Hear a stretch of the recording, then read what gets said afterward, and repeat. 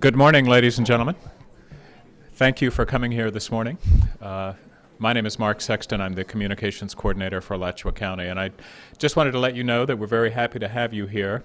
Also, just some housekeeping things. Commissioner Long will have some comments that he's making this morning, and after his comments, the press and anyone who's interested is welcome to join us in the Grace Night Conference Room, which is on this floor, just down the hall to the left. And there, Commissioner Long will be answering any questions from the media. So without further ado, it's my pleasure to introduce Commissioner Rodney J. Long.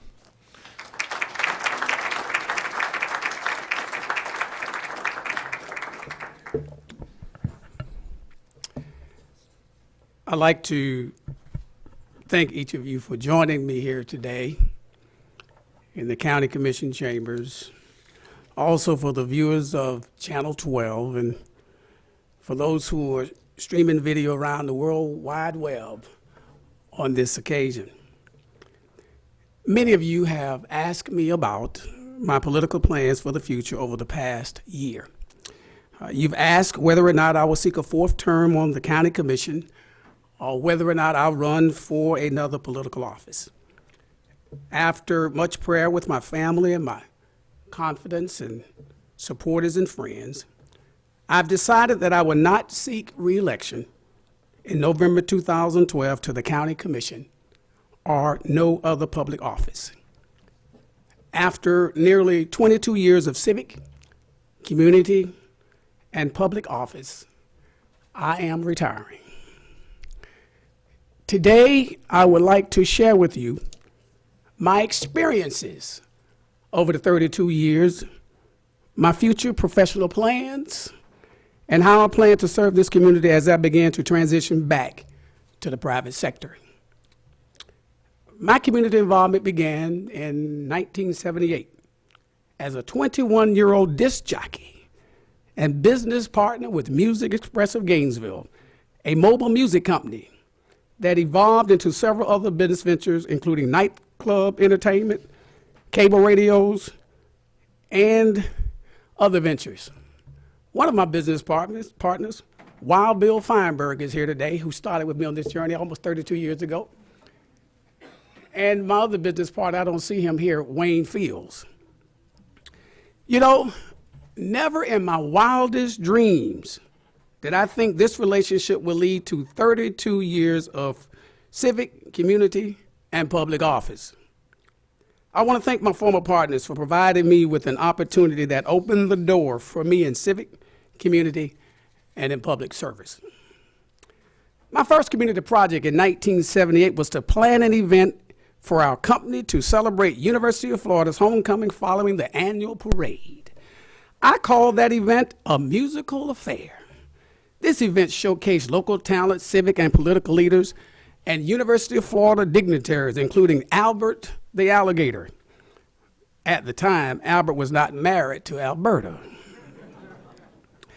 The event drew thousands on the downtown plaza and became an annual event for many years. Other community projects were the annual Sportathon for elementary, middle, and high school students at Lincoln Middle School. Some of you may remember that. I planned other projects, including a summer project called Project Heatwave with the city of Gainesville, designed for the youth, and many more activities. As a student at the University of Florida in the early 80s, I coordinated the first Martin Luther King Jr. commemorative march from the University of Plaza of Americas to the downtown plaza. This was the genesis of Gainesville's involvement in celebrating Martin Luther King Jr. And in 1984, this led to the creation of the Martin Luther King Jr. Fund, Inc., and later the Martin Luther King Jr. Commission of Florida, where I have served as founder and president. The commission to date has completed the Martin Luther King Memorial Gardens in downtown Gainesville. We've created King Celebration, a week-long celebration in honor of Dr. King, the Martin Luther King Jr. Hall of Fame that recognizes the contributions of local individuals who've demonstrated those principles of nonviolent social change demonstrated by Dr. King, the Edna Hart Keeper of the Dream Scholarship Award to high school seniors, through which nearly $100,000 has been awarded, the naming of Highway 441 as the Martin Luther King Highway in Alachua County, and the naming of the Martin Luther King Jr. Multipurpose Center. The 80s also allowed me to continue my community involvement by serving on numerous advisory boards of the city of Gainesville and other government and civic organizations. From 1983 to 1988, I served as executive secretary of the Alachua County branch of the NAACP. This appointment provided me with the perspective of the many injustices that were occurring in our nation, state, and in our community. In 1985, as executive secretary of the NAACP, I initiated before the City Commission of Gainesville a petition and request that they change their voting system from an at-large voting system to a single-member district system that would allow minority representation access for a portion of our community. The City Commission, to its credit and urging from the NAACP, appointed a charter review committee to look at the charter amendment that would include single-member districts and at-large voting. In 1986, the voters overwhelmingly approved the new form of electing commissioners. And in March of 1988, the city of Gainesville also elected Cynthia Moore Chestnut, the first African-American female, and they approved single-member districting. In the summer of 1987, I was beginning to receive numerous requests from residents in the newly created District 1 seat area to consider running for public office. Now, at this time, I was very happy with community activism and my business involvement and was not inclined to run for public office. Besides, knowing my checkered past and where I came from, it wouldn't qualify me to be elected anyway. Also, during this time, I was in the process of transitioning from a bachelor to a married man after 4 years of dating the woman of my dreams, Carol Martin, and fathering my first son, Stephen Yendo, alone. After my marriage in November of 1987, the pressure from leaders in the community grew stronger to run for the District 1 seat. After much prayer, consultation with friends, and confidence, I entered the District 1 City Commission race in January of 1988. On February 20th, 1988, my world was rocked when I lost my mother to a sudden illness. Needless to say, my most trusted confidant and supporter was gone.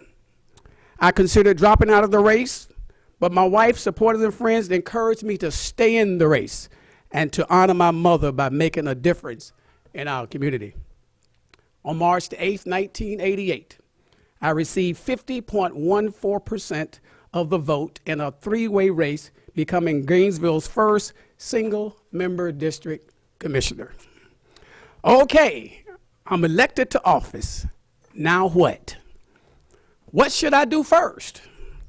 I remembered all these promises I made to the people to fix the potholes, provide sidewalks, fix drainage problems, provide jobs, fight for civil and equal rights, and to be accessible. Well, the first order of business for me was to make sure that my constituents knew when I was in my office. They didn't need an appointment, just stop by when you see my car parked in the parking lot. Well, after discovering that the parking lot was behind City Hall underneath an overhang, I asked myself, how will my constituents know when I'm in my office? To solve this problem, I requested a reserved parking spot in front of City Hall. Well, now I have arrived. What a controversy this created. Boy, were people sensitive about me reserving a parking space out front. I received my first round of negative publicity and outcry from the public. I said to myself, well, you wanted to be a trailblazer, so blaze the trail. I used this experience to create what President Ronald Reagan said was needed in politics, a Teflon coating. Of course, I had no idea what that really meant, but it sounded good. This controversy prepared me for the criticism that I was about to receive as I began to address the agenda for a constituency that has literally lived the saying of taxation without representation. Fast forward for just a few minutes to 2011. I was right about being a trailblazer by parking in front of City Hall, because today all the city commissioners and staff park in front of City Hall. Since there was no real blueprint in the charter or guidance on how to serve as a district commissioner, I had to make it up as I went. I used this along with my ignorance of the rules and procedures and to say and do things that, of course, today I couldn't and wouldn't say. I needed an edge to achieve such an ambitious agenda because, I was a visionary. I had to use ignorance, midnight strategic planning, and the old strategy of embarrassing your colleagues to do what's right for the poor people who've been left behind. This strategy actually worked. During my tenure, I was able to get the first COPS teams in my district to fight against the growing drug epidemic, infrastructure improvements in the Sugar Hill and other neighborhoods, housing rehabilitation for people who have been on waiting lists for years, recreation and after-school programs for at-risk kids in our recreation centers. I convinced the city to purchase Cedar Grove 2 property from United Gainesville for a future Cedar Grove 2 housing development. By the way, many of my colleagues at the time thought I was out of my mind. You see, I was a visionary. I began planning for commercial development on Waldo Road to complement the Cedar 2 development. I was instrumental in getting grant dollars for the access road from Waldo Road to Cedar Grove 2 and was able to convince my good friend Roy Camp to purchase the adjacent property to his for the commercial development to complement Cedar Grove 2. Today, Walmart Supercenter is on this site. I laid the groundwork for federal funding for the Martin Luther King Jr. Multipurpose Center. We built the new Mickle Pool to replace the old Lincoln Pool. I led the charge for the county to donate the old Bridge House site for the future site of the Porter's Rec Center. I convinced my colleagues to fund the Porter's Recreation Center from the block granting funding. We created a partnership with United Gainesville for the development of Porter's Oaks 1 and Porter's Oaks 2. I was able to convince United Gainesville to sell the city the old train depot for $1 for an educational partnership with Santa Fe College for a downtown center branch. Today, there are 3 sites of Santa Fe College downtown. We created the Fifth Avenue Pleasant Street Community Redevelopment District. We began plans for the transformation of the downtown Gainesville, which was in my district. I fought for the CRA and for public-private partnerships. I led the charge to purchase the old Gainesville Gas Company by exercising a buyout clause in our contract, which caused, by the way, during that time, a big controversy.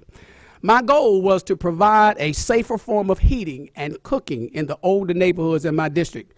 Things were going just fine until after my reelection in 1991, and the question of whether or not a district commissioner should serve as mayor remained unanswered. Well, for those of you who remember this far back, you may recall it was a potentially divisive issue in our community. My colleagues were under such pressure because it was my turn to serve since I was the mayor pro tem.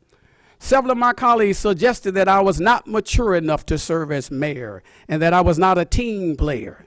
There was outcry from the community, particularly from my constituents in District 1, who believed that I had paid my dues and should serve in this capacity. The debate turned racial and ugly. At a Monday night meeting before the swearing in and selection of the new mayor, I made a speech that many call the road to my becoming a statesman, whatever that meant. I remarked that it did not matter to me whether or not I was selected mayor commissioner, and that I did not believe any of my colleagues were racist, and that I would serve on the team and support whomever they chose of mayor.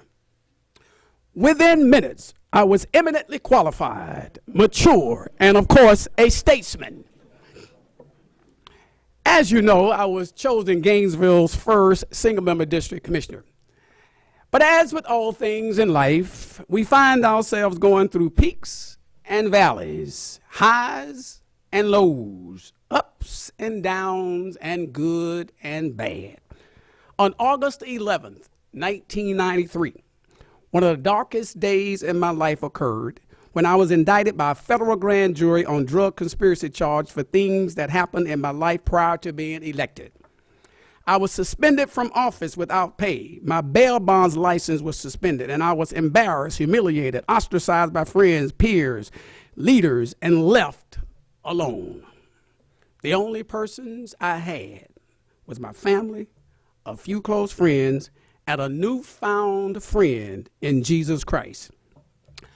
Well, my critics had already given me my prison number. They had written me off, and City Hall was in shambles. I had been in valleys before, but never like this. One day, while I was praying, I remembered an old childhood song that we all quoted and we remembered from Sunday school.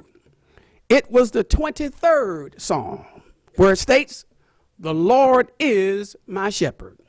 I shall not want. He maketh me to lie down in green pastures. He leadeth me beside the still waters. He restoreth my soul. He leadeth me in the paths of righteousness. Yea, though I walk through the valley of shadow of death, I will fear no evil, for thou art with me." I found comfort in these scriptures, and God began to take control of my life and my situation. He sent into my life a red-headed stranger named Gloria Fletcher, a local attorney, and another F. Lee Bailey-like attorney named Gil Shaffnet, to team up with the Holy Ghost and beat this Goliath called the feds. Now, I'm not saying that I didn't do any wrong during my wild years, but after all the good that I had done in this community, I believed in the scriptures that God had forgiven me and thrown my transgressions in the sea of forgetfulness. There was only one problem with this belief. Man never forgets your past, and he wants to always remind you of it. Well, after 2 federal trials and 6 figures later, I was acquitted on February 11th, 1994. I was reinstated and served out the remainder of my term and left public office to return to the private sector. The process of retooling my life from financial ruin, public humiliation, and some small sense of vindication, the road to recovery would be long and difficult. But I was confident that I would return and receive double for my troubles, especially since I had established a relationship with my newfound friend, Jesus Christ. From 1994 to 2000, what I call my rebuilding years, I returned back to the business sector and the community and civic service. I began to spend more time with my family and my children. I began to coach and to sponsor youth athletics, including Pop Warner football, basketball, track and field, soccer, and high school football. I began serving again civically and as needed on special committees and task forces for the city of Gainesville. One item of unfinished business from my prior service on the city commission that I was unable to accomplish was the creation of a charter officer for equal opportunity. This was an initiative that I had campaigned on and presented to the city commission during my tenure, but found little support. The concept of a charter officer for equal opportunity reporting to the city commission would address equal rights and human rights for the citizens of Gainesville. In the spring of 1999, I wanted to see if I still had any friends left at City Hall and to see if there was any appetite for this issue. I approached the city commission and requested that they create a blue ribbon committee to study a charter change that would create a charter officer for equal opportunity and other ways to improve equal opportunity in the city's workforce.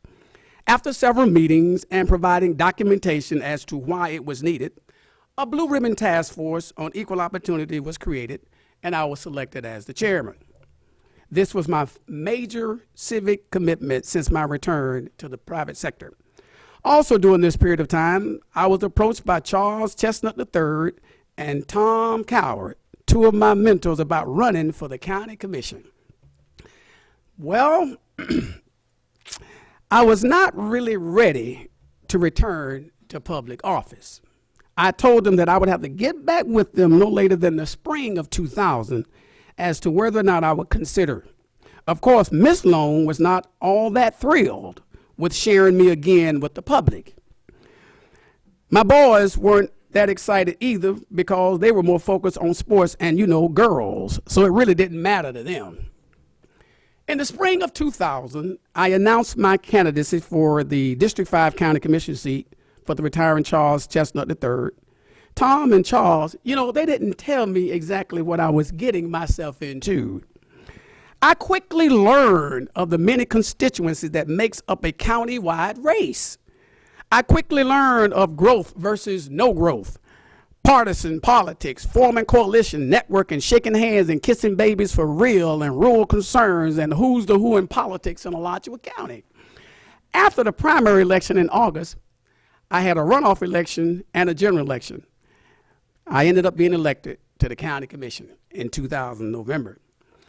Now, after the first meeting 2 weeks later, I asked myself, what have I gotten myself into?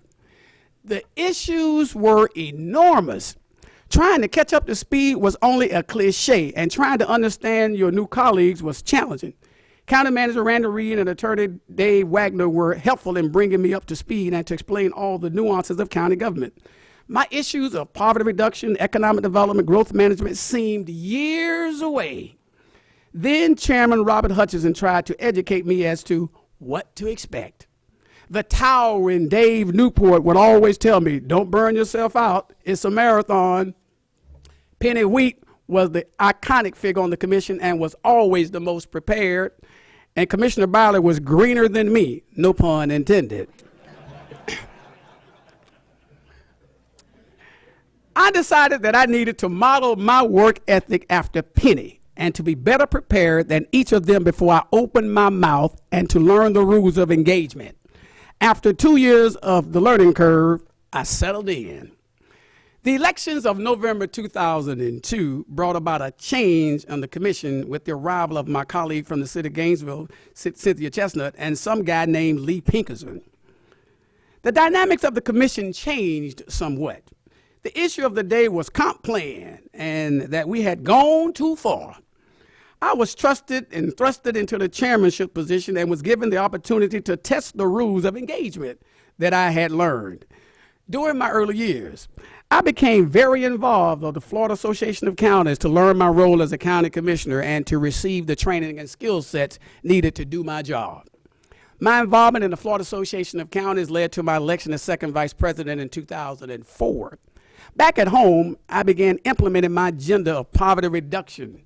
In 2003, I recommended to the board that we become more involved with homeless issues in this community and that we should partner with the city of Gainesville and create a 10-year plan to end homelessness. The city and the county, we held a summit, and then Mayor Pigging Hanrahan and I served as co-chairs of this initiative. In 2005, the city and county adopted a 10-year plan to end homelessness, and we began to implement it. We created the City-County Office on Homelessness with a partnership with the Alachua County Housing Authority.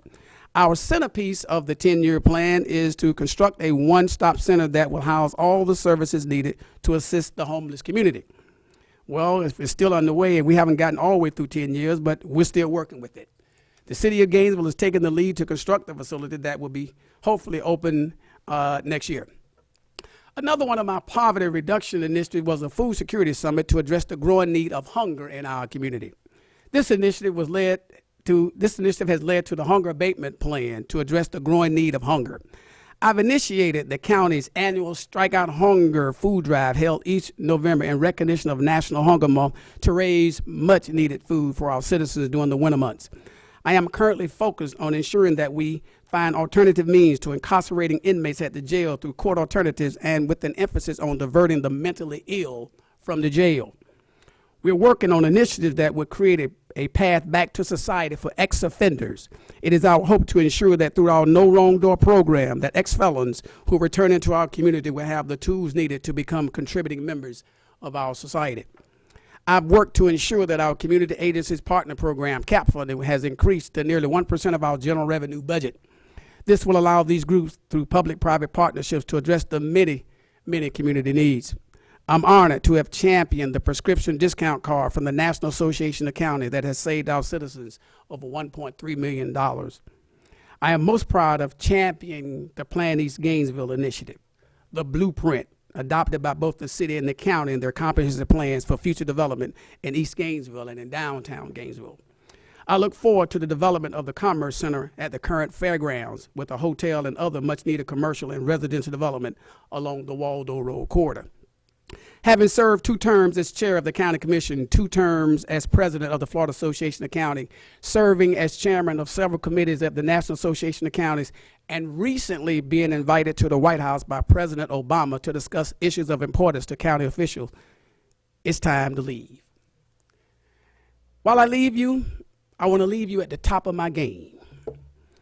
I leave with no regrets, no axes to grind, and a continued commitment to serve. As I look to the future, I'm excited about the many professional opportunities that are in front of me.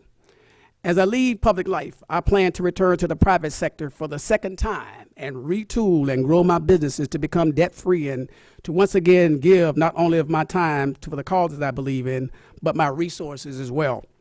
I will work through public-private partnerships to continue implementation of the many programs and initiatives that I've been involved with during my tenure in office. I look forward to assisting from the private sector the implementation of the goals of Plan East Gainesville by finding investors and developers to invest in the community. I will work to create job opportunities for our young people and ex-felons. I will work through my foundation to continue my work with charitable causes of poverty reduction, including homelessness, hunger, ex-felons reentry, a charter school with an emphasis on at-risk kids and entrepreneurship, food security, equal rights and civil rights, writing my memoirs, and community empowerment. Equality is important. I would also spend time on my spiritual development so that I would know what God has in store for me next. Most importantly, I would spend time with my family. I look forward to teaching my grandchildren how to swim, play sports, fish. I look forward to spending time with my children who are now all grown. And with that, I'd like to have my family, immediate family, to join me at this time. My wife, Carol, my sister-in-law, Sandy, my son, Julius, my son, Stephen, my sister, Jan, my nephew, Kiop, my good friend and person I've been mentoring for a long time, Diane McGraw. Join me now because these have been the people who surrounded me through good, through bad, through ugly, through peaks and through valleys. See, many of you remember seeing Stephen and Julius everywhere I went, and they grew up as being political babies. I look forward to spending time with the apple of my eye, my best friend, my lover, and my children's mother, Carol. She has stood by me all of these years, and I hope to devote the rest of my years to her. I have spent my entire adult life serving this community. I've given the best years of my life to this community. There will be those who will try and define my career by the valleys and not my peaks, my failures and not my successes, those things that have happened in my personal life. To my critics and my enemies, I want to say thank you. It was because of you that I learned the power of prayer. It was because of you that I learned the true meaning of the scriptures that say we should pray for our enemies. To all of the wonderful staff of the county, I salute you for your dedication and service to the citizens of this county. You are the greatest. To my colleagues on the commission, the constitutional officers, charter officers, thanks for being there. As I close the chapter of my political career, it is my hope to serve out the remainder of my term. However, I'm leaving my retirement date open.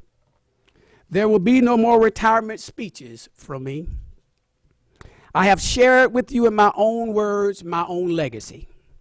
I don't leave public office with streets named after me or buildings or parks named after me, but you know I've been here. Serving the citizens of this county has been one of the most rewarding and challenging experiences of my life. I don't regret any of it. As I leave you with the words of Martin Luther King Jr., which has been my guiding light during my years of service. And he says, everybody can be great because anybody can serve. You don't have to have a college degree to serve. You don't have to make your subject and your verb agree to serve. You don't have to know Plato or Aristotle to serve. You don't have to know Einstein's theory of relativity to serve. You don't need to know the second theory of thermonuclear dynamics and physics to serve. You only need a heart full of grace and a soul generated by love to serve. As always, I am and will be willing to serve. Thank you, and God bless each of you is my prayer. Thank you. Thank you.